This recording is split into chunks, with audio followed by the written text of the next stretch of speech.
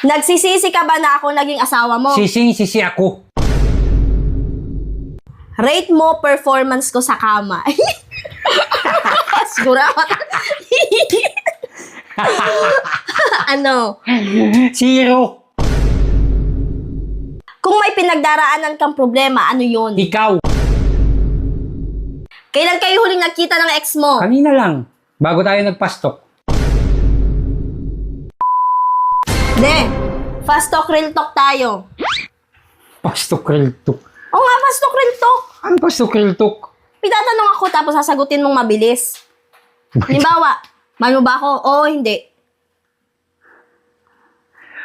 Mamaya, yung tanong na yan, magalit ka naman sa akin. Hindi ka magagalit. Hindi ako magalit. Fast talk, real talk nga eh. Sigurado ka? Oo. Hindi ka magagalit? Oo. Sige, sige.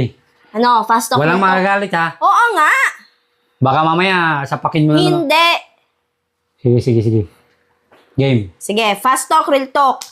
Kung magiging pagkain ako, anong pagkain ako? Dragon fruit. Ito pa. Ex mo ako. Ex ko. Grabe, ang bilis mo magsagot. Pipiliin ko ba yung ex ko kung mahal kita? Hindi na kita mahal. Grabe, hindi na talaga pinag-isipan. Sa tingin mo, magtatagal pa ba tayo? Hindi na. Hindi na magtatagal yung relasyon natin. Sa palagay ko, pagkatapos itong pastok-riltok na to, hiwalay na tayo. Talagang may plano ka. Parang may hidden agenda ka, ah. Eto pa. Nagsisisi ka ba na ako naging asawa mo? Sising-sisi ako. Sising-sisi ako na naging asawa kita.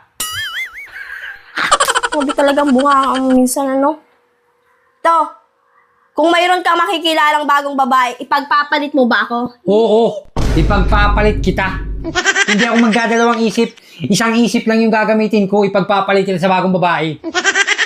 Ay, minsan batukan, ah. Oh, Ito. bawal magalit ha, bawal magalit. Ito pa. Saan kayo unang nagkita ng ex mo? Sa mall, July 5, 1 p.m.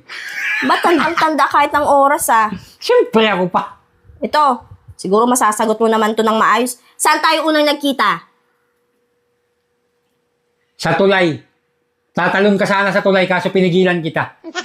Tatalon sa tulay. Ano hindi yan? Ay. Alam ko na.